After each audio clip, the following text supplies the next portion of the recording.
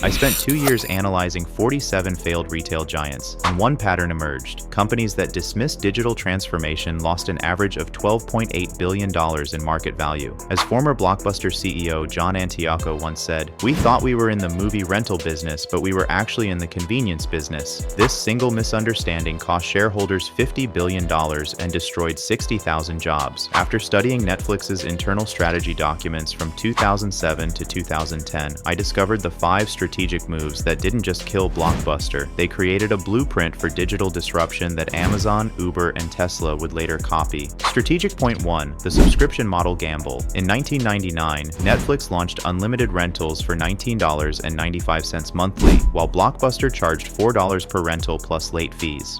Netflix lost $57 million in year 1, but Reed Hastings had studied gym memberships. People overestimate usage and underestimate convenience. By 2004, Netflix hit 2.6 million subscribers, generating $500 million annually. Blockbuster's response? They dismissed it as a very small niche business in their 2004 annual report. The mistake? Treating subscription as a pricing model instead of a customer relationship strategy. Strategic point 2, the data-driven advantage. Netflix's Cinematch algorithm, developed by a 300-person team, analyzed 2 billion ratings by 2006. They knew viewers who rented Crash also loved Babel with 73% accuracy. Blockbuster's recommendation system? Store clerks. When Netflix launched streaming in 2007, they already had 7 years of viewing data. Blockbuster Total Access launched the same year, but relied on traditional market research. Netflix's $150 million algorithm investment gave them a 40% accuracy advantage in content recommendations. Strategic point 3, the streaming pivot.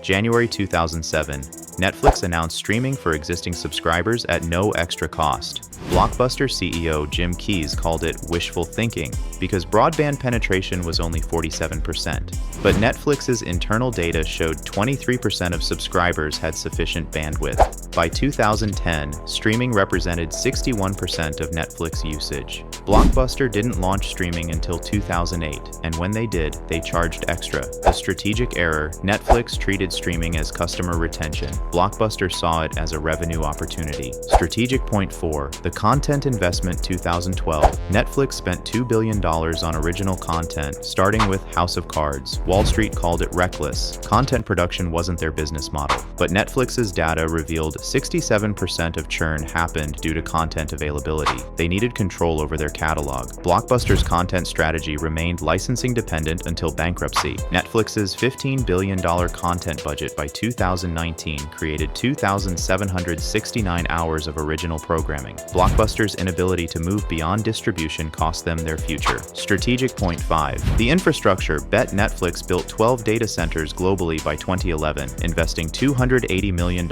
in streaming infrastructure. They prepared for peak demand during House of Cards releases. Blockbuster's digital infrastructure.